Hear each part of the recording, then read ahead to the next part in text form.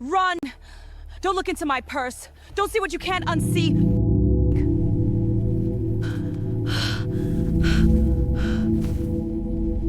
Amara was the 8th child of the village fisherman. She was nicknamed the 8th son because of her masculine physics and unfeminine figure.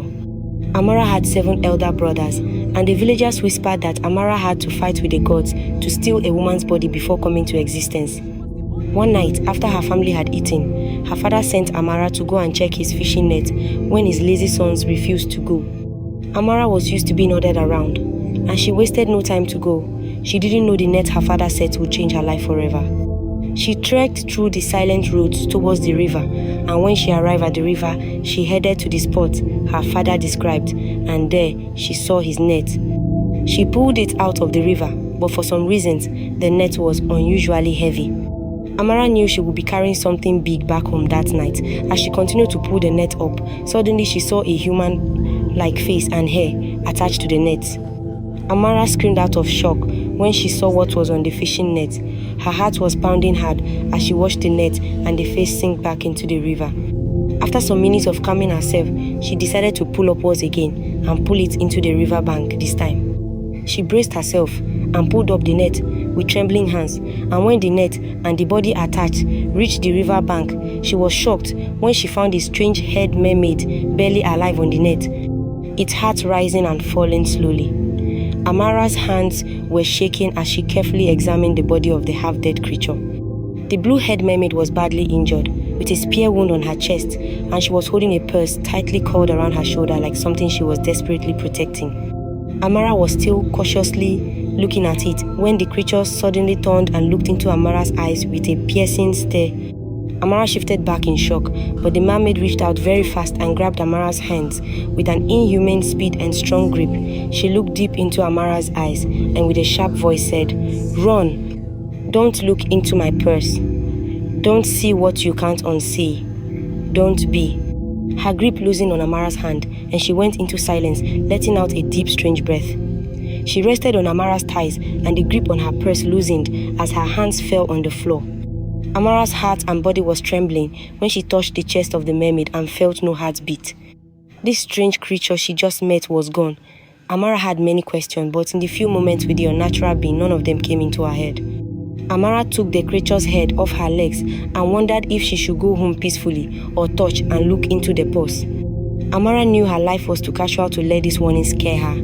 Whatever was going to happen wouldn't kill her.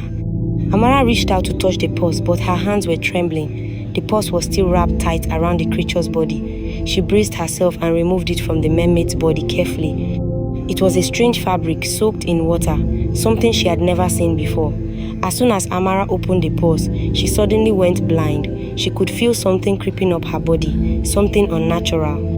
She screamed for help and could feel a presence surrounding her like people silently gathering around her. They touched her face and her ears and hair, and suddenly her eyes opened. The mermaid beside her was gone. There was nobody around her and no sign of a disturbed water. She quickly got up and ran with all her strength back to her house. When she got into her house, she met the mermaid she saw on the riverbed, eating and laughing with her father with the purse on the table. "Oh, welcome my daughter. This is Damaris, my childhood friend." Amara shouted at the sight of the lady. She called out to her father, who was busy enjoying the company of the strange lady. "Father, this woman is not an human being. I saw her minutes ago with fish tails on the river." But instead of receiving the support of her father, she got a slap instead. He shouted at her and told her never to say such a thing. Amara couldn't believe her eyes, and when she called out to her brothers, they were nowhere to be found. The strange lady then spoke. "It is of no use to shout over your lost fish. The fisherman wouldn't do a refund. Your brothers are my prisoners until you find the treasures in my purse. And tomorrow you would walk a tightrope to find one for me." Amara watched the lady and her father and ran out of the living room, unsure if she was dreaming or still awake. Amara walked forward on the tightrope, shaking but regaining her balance as she approached the end of it. She picked up the blue comb and got ready to climb down when a strange insect suddenly flew across her face and Amara lost balance. She tried, but lost stability on the rope and began to fall down.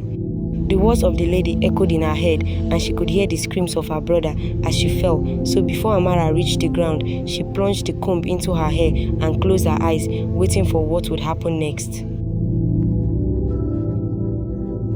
She saw the purse in front of her, with the comb inside it. She was in her father's house, but something was off. All the hair on her head was gone. The blue-haired lady walked towards her and said, "The comb is now yours, but one of your brothers is also now mine. For the next thing you will find is my body ointment. You will see it on the river surface. Go and get it for me." Amara held her head as she dashed out of her hut with terrible speed.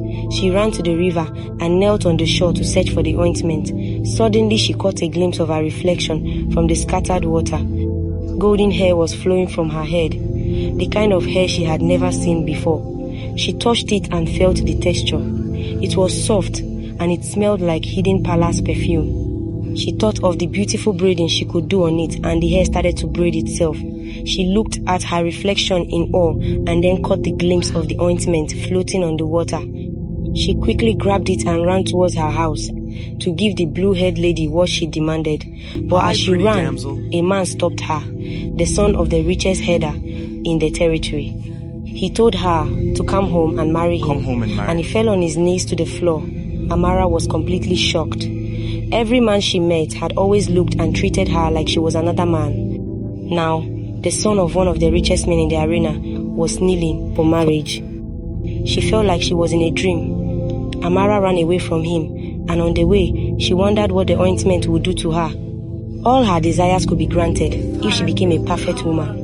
If only the comb could do this to her, what would the ointment do? She decided to turn it open and put just a drop of the ointment on legs to see what would happen. She dropped a pint of oil on her legs and immediately ran home. When she arrived, she gave the ointment to the blue-haired lady, but the blue-haired lady refused to collect it.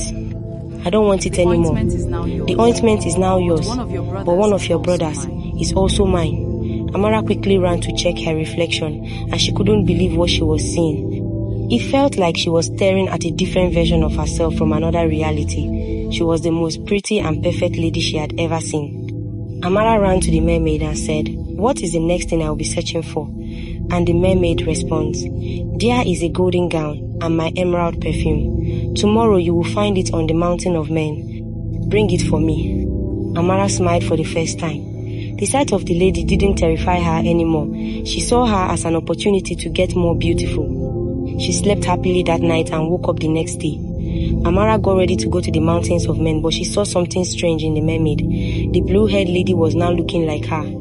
Amara didn't understand why the blue-haired lady would want a muscular body, but she couldn't help but feel uneasy while looking at her physique and face appear on another woman.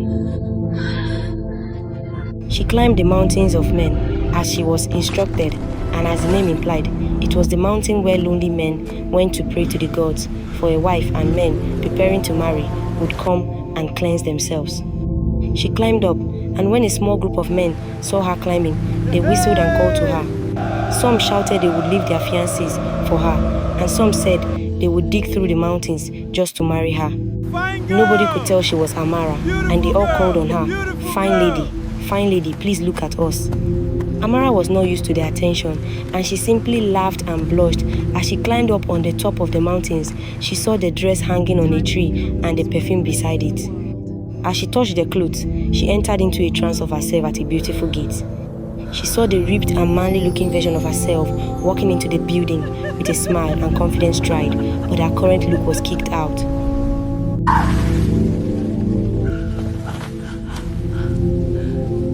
What is that? Oh my.